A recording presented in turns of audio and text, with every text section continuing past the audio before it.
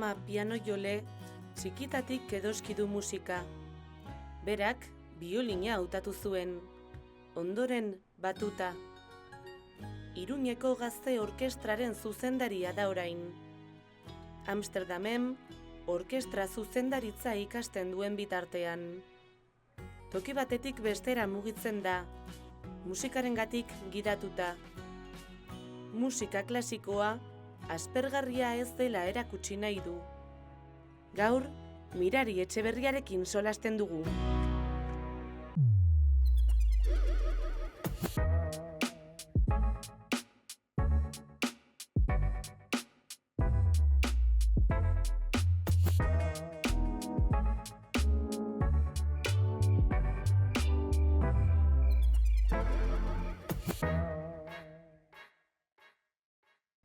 Kaixo, Mirari, zer moduz? Kaixo, Miren. Kontaidazu, nondik datorkizu musikarengatiko pasio hori txikitatik pentsatzen dutez? Bai, izen ere nire ama musikaria da, piano jolea, eta ni txikitan hasi nintzen pianoa jotzen, eta berehala hasi nintzen biolinarekin baita ere. Eta gero Iruñan ikasi dut biolina, eta orain orkestra zuzendaritzara pasa naiz. Zenbat urtez jo izan duzu biolina? Orain ditut 25, hasi nintzen 6 urtekin, orduan urte asko egia esan, nire bizitza ia osoa musika ez inguratuta egon da. Eta orain instrumentua alde batera utzi eta batuta hartzera animatu zara, zergatik aldaketa hori?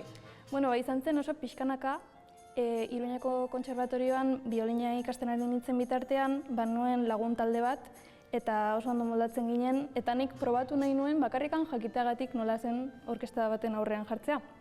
Eta asko gustatu zitzaidan, eta oso progresiboa izan da. Nik inoiz ez pentsatu zuzendaria izan nahi dut baizik eta jun naiz gauzak ikasten, eta orain ari naiz zuzendaritzako karrera bukatzen, orduan bai gustatuko litzaidake hortaz lan egitea. Amsterdamen kontatu didazu ez zarela... Bai, oso diferentea, baina asko aportatzen dit baita. Orduan, Iruñako Gazte Orkestra den hau, sortu genuela orain dela 5 urte, oraindik proiektuak egiten doaz, eta ni etortzen naiz proiektu horietarako. Bai, izan ere, 20 urterekin sortu zenuen orkestra gazte hau, 2017an, nolakoa da jende gaztearen orkestra zuzendari izatea erronka bat, ez? Azkenean erronka bat izango da, ez delako jende profesionala, jende gaztea delako baizik. Nik uste dela hori gure orkestraren berezitasunetako bat, ze normalean zuzendaria da esperientzia asko daukan pertsona bat, autoritate bat daukan pertsona bat, eta beti gazte orkestrak baita daude beste organizazio batez antolatuak. Baina gure orkestra da guztiz autogestionatua, guk egiten dugu dena, guk erabakitzen dugu zer jo, nun jo, eta nik eramaten ditut entsaioak, eta noizbenka ekartzen ditugu irakasleak formakuntza gisa gure musikarientzat. Baina bai, da esperientzia ezberdina, baina nik asko ikasi dut proiektu honekin, pertsonalki eta musikalki biak. Zergatik nola bururatu zitzaizun proiektu hau sortzea eta ze helbururekin? Nik asko jotzen nuen orkestan. Niri asko gustatzen zait orkestan jotzea eta ez dakit pentsatu nuen, hori esan dizudan bezala, espektatibarik gabe probatzea nola sentitzen zen han egotea. Eta probatzen duzun momentutik eta gustatzen baldin bazaizu ez duzu askatu nahi, da oso sentsazio berezia. Zenbat partaide ditu orkestrak? Iritsi gera eszenatokian izatera 60tik gora, orduan nahiko handia da. Eta geroztikan jungera plantillak aldatzen eta jende asko pasa da gure orkestratikan ze irekiak gera. Eta Iruñako Goi Mailako Kontserbatorioko musikadiriak dira gehienak. Eta orain ari gara egiten bestelako proiektuak txikiagoak, kamararekin eta beste musika mota batzuekin kolaboratzen. Eta baita ere hori pixka bat desberdindu nahi gera orkestra tradizionaletik. Bai. Eta irizpideren bat, bete behar da, orkestraren partaide izateko? Ez, irekia da, guk, bai, hori kontserbatorioko ikasleen artean ahotsa zabaltzen goaz, eta nahi duena etorri daiteke.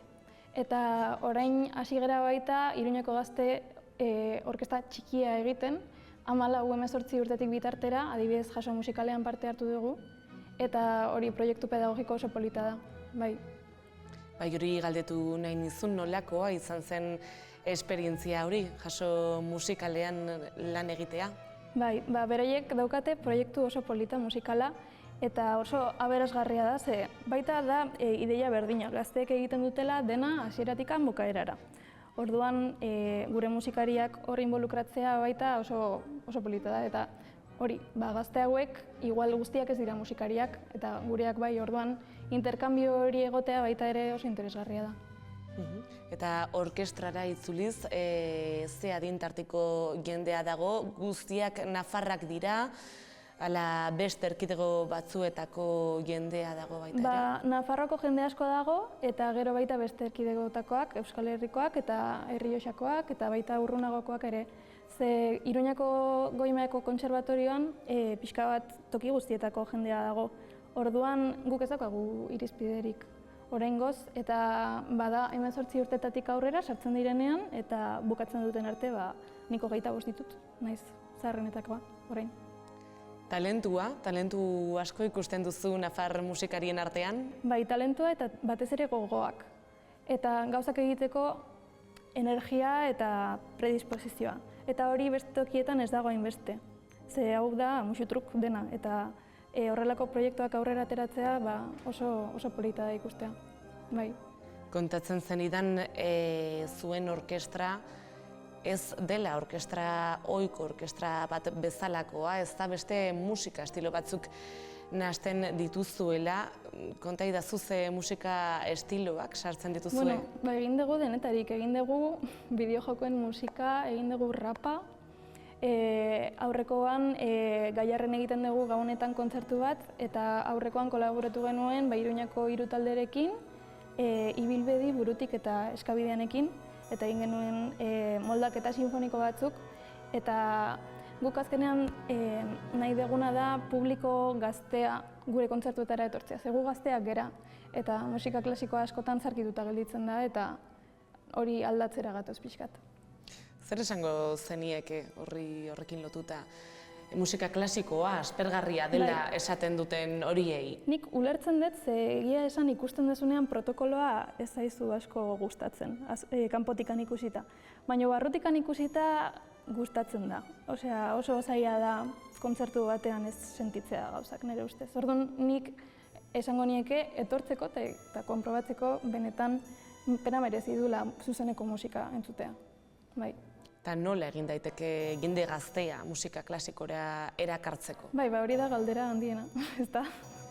Orduan gu saiatzen gera gure gaztetasunetik ideia freskoak ematen eta ezberdinak, pixka bat, hori ez bakarrik musikalki, baina bisualki eta ideia izatea pixka bat ezberdinagoa eta horrela atentzioa kaptatzeko eta behin ja gure publikoan daudela, ja errazagoa da. Oso ambiente polita gertatzen da, ze ez daude ohitutak, eta orduan beti daude galderak eta iritzi berriak, igual musikariok ez ditugunak, eta bereiek esaten dizute, gustatzen zait asko honengatik, eta hori ere guretzat oso aberasgarria da. Emanaldi desberdinak egin dituzue, ez dakit zeinekin geratuko zinateke? Zeinekin geratuko nintzateke? Eske egin ditugu kontzertuak toki askotan, egon gera jaialdi askotara, musikara, egon gera Zaragozako auditorioan baita, baina gogoratzen daiz egin genuen kontzertu bat Iruñako Planetarioan, eta jo genuen obra bat deitzen dela Planetak, eta kolaboratu egunen, gu saiatzen gara kolaboratzen beti beste arte motekin. Orduan kolaboratu egunen dantzari batzuekin, eta hori izan zen oso polita, Iruñako Planetarioan jotzea. Zer nahiago duzu etxean jotzea, zure jendearen aurrean, ala atzerrian? Egia esan behar baldin badet, etxean. Bai. Atzerriak gauza asko ematen dizkit, eta asko ikasten dut, baino sentitzen duzun gertutasuna etxean ez dago beste inon. Bai. Suposatzen dut Mirari pandemia garaian gaizki pasa zenutela, ezta? Bai, izan zen bastante gogorra jarraitzea egiten kontzertuak, baina gogoratzen naiz pandemiaren urte berdinean lortu genuela eta izan ginen orkesta gutxienetarikoa Euskaldunan kontzertu bat egiten. Eta gero hurrengo urtean egin behar genuen beste kontzertu bat, baina kanzelatu zitzaigun ze eduki genuen COVID kasu bat orkestan. Orduan, beste munduan gertatzen dena, gure munduan barruan ere gertatzen da, eta guk ere gaizki pasa genuen bai. Gainera, hitz egiten ari ginen aurrekoan, pandemia garaian jendeak derrepente baloratu zuela pila bat musika eta beste entretenimendu motak, eta derrepente konturatu zela, astras, baina nik hau behar dut nire egunean zehar.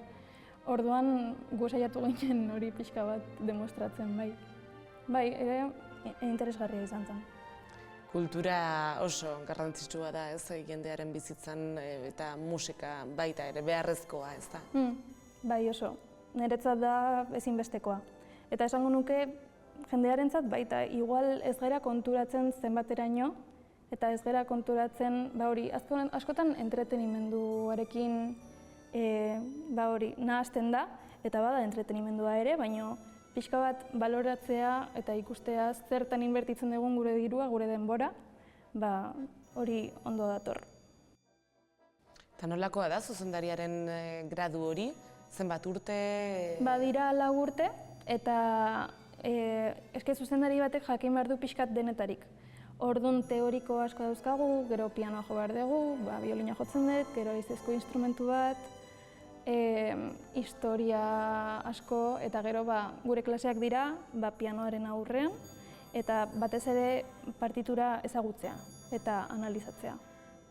Eta nola ikasten da batuta mugitzera? Bai, hori da azkenengo pausoa. Ze lehenengo egon behar du kristun prestakuntza ulertzeko zer egin nahi duzun partiturarekin, eta batuta azkenean da gestoa transmititzea mugimendua, osea, musika mugimenduarekin eta izatea bat. Orduan, zu hori talde baten aurrean egon arte ez dakizu nola funtzionatuko duen. Horregatik gure instrumentua orkesta da, gure instrumentua jendea da. Orduan, hori orkesta baten aurrean egoteko aukerak asko baloratzen dira. Eta zer dauka orain Gazte Orkestrak esku artean?